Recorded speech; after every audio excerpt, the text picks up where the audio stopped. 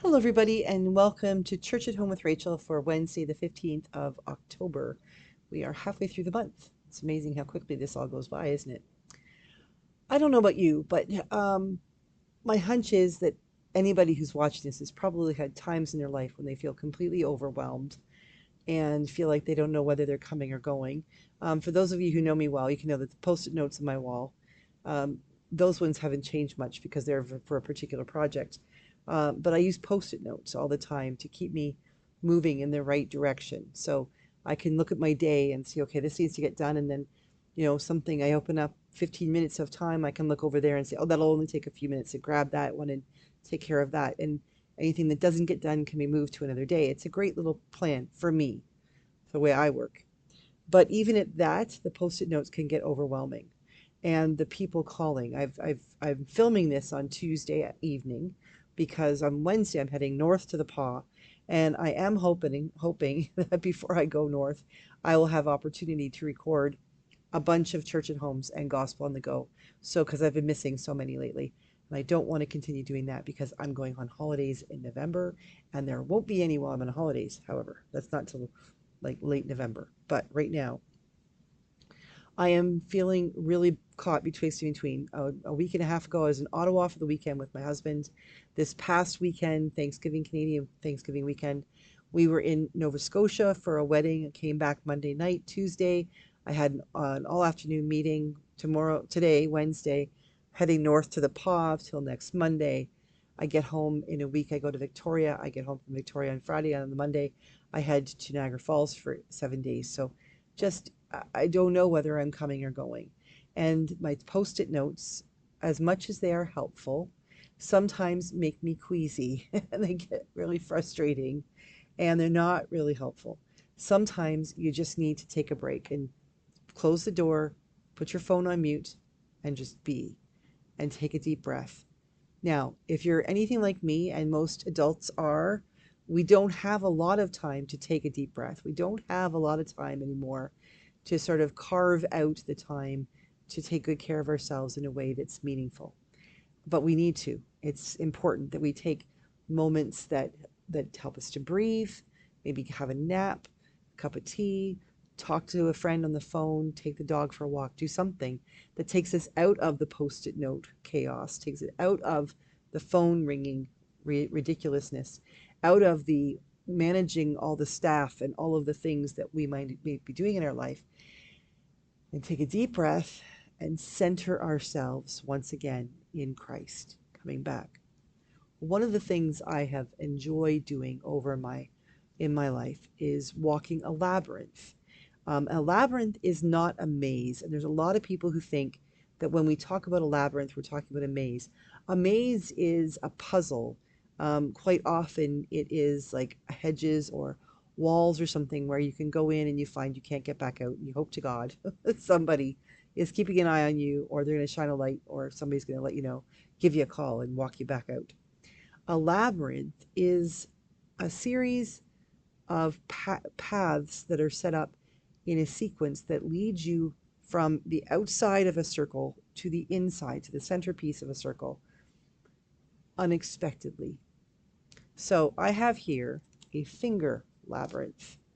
So you start here, and instead of going straight here, you follow this. So you're going to follow the labyrinth, and your finger is going to go all the way up here, and then you turn here,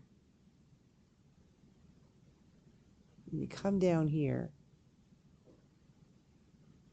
and it looks like you're going to be in the center, but you're not, because look over here, you go around the center, and you come back, and then you go up here, and you go here, and then you're up here, and it's a series of twists and turns that makes it feel like you're getting so close to the center, and then you're back again. You end up like way out here on the edge. And then the thing is about the labyrinth is that very quickly when you're walking it, you find that you end up on this outer piece, and almost within seconds you're in the center when you fully unexpected to be there. There's also something about labyrinth. The way it's set up is it has equal number of twists and turns. So when you're walking, you're balancing. You have a right hand turn, a left hand turn, and you're going back and forth. You're actually, I think, sort of leveling out the equilibrium in your brain, in your breathing. It's very difficult to walk a labyrinth quickly, especially if the path isn't very, very wide. Ideally, you want a path that's, wide enough for both your feet, wide enough that you're not going to accidentally step over the edge. You're not going to move, like be walking along here and by accident, close your eyes for a second and find yourself over here. Because if you do that, I've discovered that you won't end up in the center. You'll end up back out here at the entrance. Um, but the idea is that you have enough space that you can walk each part, but the thing is, you have to pay attention to where your feet are next. You can't be looking ahead, because if you're looking ahead, you'll miss your turn. You have to pay attention to where your feet are. Are you getting are you picking up what I'm laying down here? We need to take the time to pay attention to where our feet are in this moment. And then and look only ahead far enough to say, where does my foot go next? If I'm standing right here, where does my foot go next? It goes up here and over here, and then I turn back down here, and I come here, and I'm here, and I'm up here, and over here, over here, over here, over here, and then up and around. Each step takes us someplace we didn't necessarily expect to go, until all of a sudden we realize we've walked until, where did the entrance go? Here's the entrance. Until we recognize that we have come up here and we're walking straight into the center. When we take the time to walk a labyrinth, or even just go for a walk, but allowing ourselves to focus not on the future, not worrying about the next step, because trust me, you can't, when you're walking a labyrinth properly, you can't be thinking about your laundry list, or whether or not you left the stove on, or the doctor's appointment that's coming up, or even the very things that caused you so much stress that you feel the desire to walk the labyrinth. It could be discernment.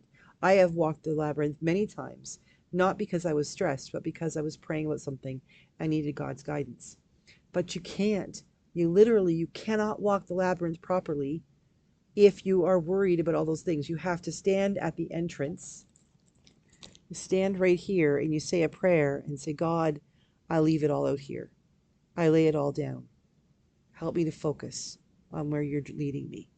And as you are walking and being led by God, your focus is on paying attention to where God is calling you to go next.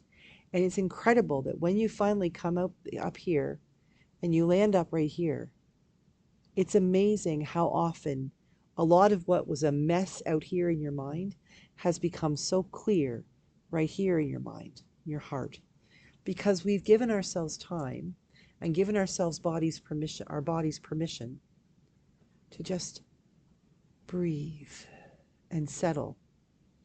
And we've focused ourselves enough that all of the extraneous thoughts, the white noise of our lives has fallen away, and we end up in a position where we're walking with God gently until we come to the center. And then, ideally, we don't just walk back over out of the center when we get to the center. So I could pick it up wrong. When we get to the center, we don't just walk back out and jump over the edges. We come back out and we walk the path we just took to get back out in reverse. And the things that have become more clear, those new ideas, or the answers to prayer that we might have found when we found the center, we are given enough time to allow them to very peacefully enter into our souls as we continue to put one foot in front of the other to land where we need to be. So that when we come back out and we're at this place where we dropped off all of the things, we put a little pile of our detritus, our crap, our worries, our things here, there may indeed be some that we need to pick back up. There might be some that what we bring out with us shows us how we can change the things we're picking up. And what we bring out with us might actually tell us, leave it in the crap pile. You don't need to pick it up again. It's absolutely incredible what can happen when we take the time to do something spiritual like this, to walk a labyrinth, or to do something similar. Now, I know that not everybody has labyrinths, but if you go online, you can get finger labyrinths, and they're really cool. Just take your pencil. Sometimes I'll just take the end of my pencil and follow it. The thing is, you got to turn off the radio, turn off the computer, turn off all the white noise, maybe even dim the lights a little bit, and allow yourself to enter into that. If you can find a labyrinth to walk, they're powerful. But like I said, you can download them from the internet. Find a good one on the internet that you like, and then just print it off or purchase one. Sometimes even mouse pads have them, as the picture on the mouse pad, to allow yourself to have the opportunity to just be. Walking the labyrinth is not walking a maze. It's not meant to mess you up and confuse you and make your life more difficult. It's meant to help you calm down and find that center and central peace that we find when we allow ourselves to just be with God. We all need that from time to time. We all need those moments when we can calm down. So after I've recorded this, I'm going to take some time and use my labyrinth with my pen, my pencil, the end of my pencil, so that I can just help myself calm down. Because tonight and tomorrow morning, I've got a lot to do in order to go up north and have executive meetings and meet the people and do confirmations. But in the meantime, I know I need to center myself in God, because I will be useless for all of them if I don't make myself useful first for God. So, may you have peace this day. May you find your version of your labyrinth, whatever it may look like. And it may simply mean sitting with your cat or your dog and petting them as they purr and allowing that presence, that vibration and that sound to enter into who you are. Whatever it may be that you use, whatever tool you have to help you to be calm and to center yourself, take advantage of it today. And whenever you recognize you're getting a little antsy, worked up, on edge, take a deep breath, give yourself some time, give yourself permission, and come back to your center. Have a great day. God bless you, and I will see you again tomorrow for Church at Home with Rachel.